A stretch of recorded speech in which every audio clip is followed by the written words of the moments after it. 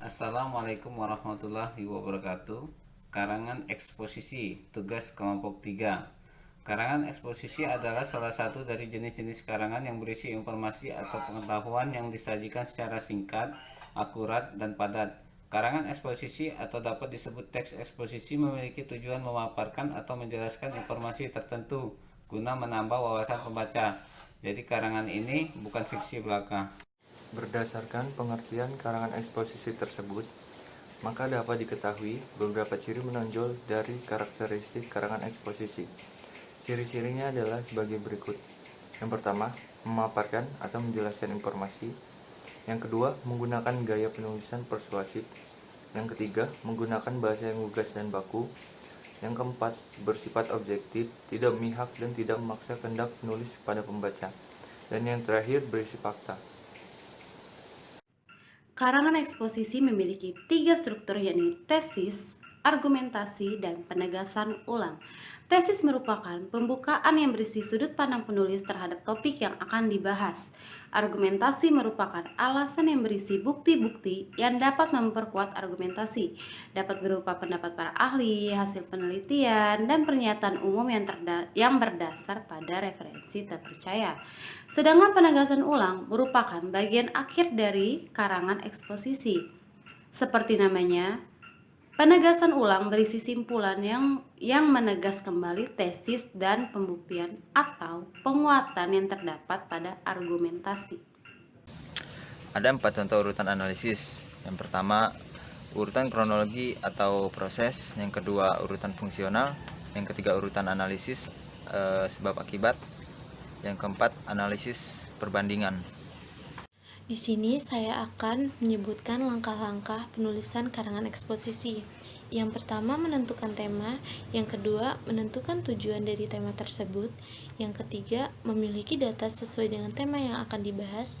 Yang keempat, membuat kerangka karangan. Yang kelima, mengembangkan kerangka karangan menjadi sebuah karangan.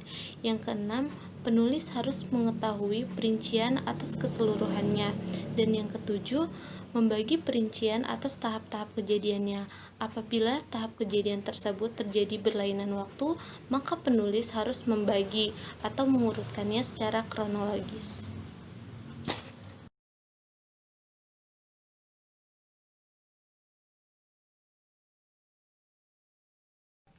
Berikut contoh karangan eksposisi.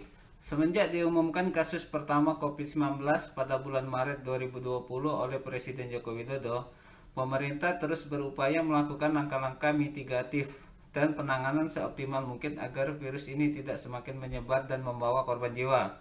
Beragam pilihan kebijakan ditempuh untuk menghadang laju penyebaran, mulai dari penerapan physical distancing hingga pembatasan sosial berskala besar atau PSBB. Di berbagai daerah yang terpetakan sebagai epicentrum penyebaran, pemerintah juga memberlakukan larangan mudik menjelang Hari Raya Idul Fitri.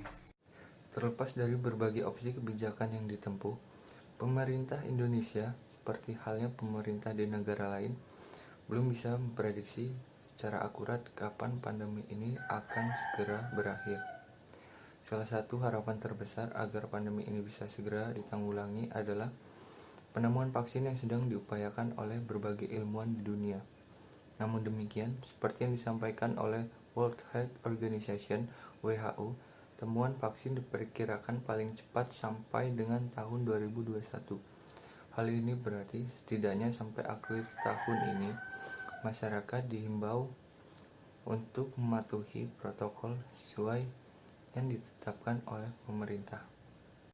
Pandemi COVID-19 yang menghantam Indonesia selama 8 bulan terakhir ini telah membawa pengaruh yang signifikan terhadap sektor perekonomian.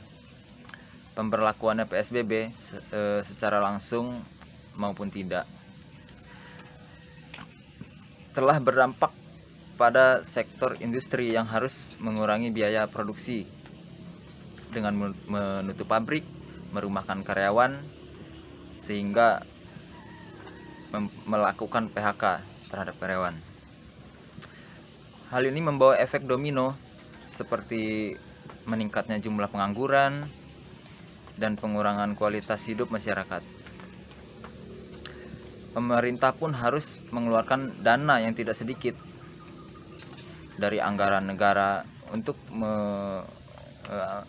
menyediakan stimulus dalam rangka menopang berbagai sektor yang terkena dampak.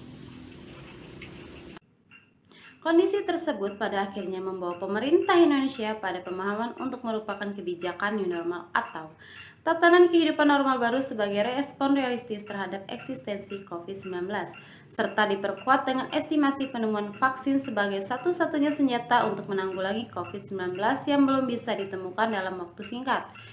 Karena masih dalam tahap pengembangan dan membutuhkan waktu untuk uji coba, dapat disimpulkan bahwa kebijakan tatanan kehidupan normal baru muncul sebagai kalkulasi rasional terhadap perakiraan kondisi ekonomi nasional, kompromi terhadap tentang waktu yang cukup lama hingga vaksin ditemukan, serta pemahaman realistis bahwa kemungkinan besar COVID-19 tidak akan pernah hilang dari muka bumi, sehingga masyarakat harus menjajaki kemungkinan hidup berdampingan secara damai.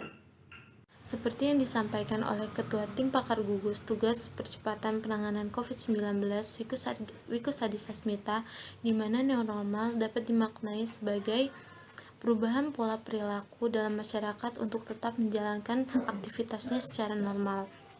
New normal juga dapat diartikan sebagai skenario penanganan COVID-19, terutama pada bidang kesehatan dan sosial ekonomi. Dalam konteks Indonesia, pemerintah mengumumkan rencana pengimplementasian kebijakan new normal dengan melalui studi epidemiologis terhadap wilayah-wilayah tertentu. Prinsip utama dari new normal tersebut yaitu menciptakan pola hidup yang baru terhadap masyarakat sampai vaksin COVID tersebut ditemukan. Lebih lanjut, untuk pengimplementasian kebijakan new normal dapat diwakilkan oleh penerapan protokol secara ketat dan teratur. Sekian presentasi dari kelompok 3 yang dapat kami sampaikan. Apabila kami ada kesalahan, kami mohon maaf. Kepada Allah kami mohon ampun. Wabillahi taufiq wal hidayah. Wassalamualaikum warahmatullahi wabarakatuh.